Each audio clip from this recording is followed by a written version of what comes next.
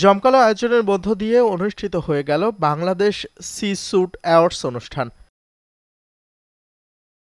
দেশের কর্পোরেট জগতের শীর্ষ ব্যক্তিদের দেয়া হয় এই সম্মাননা পুরস্কার।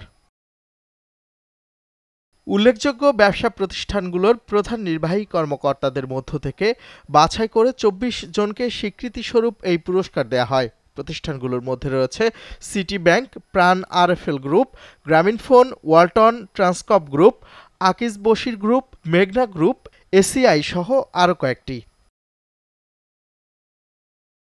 বাংলাদেশ ব্র্যান্ড ফোরামের প্রতিষ্ঠাতা শরীফুল ইসলাম বলেন, সি স্যুট অ্যাওয়ার্ড শুধু সম্মাননা নয়, এটি কর্পোরেট নেতৃত্বের মানোন্নয়নের জন্য একটি প্রয়োজনীয় আহ্বান।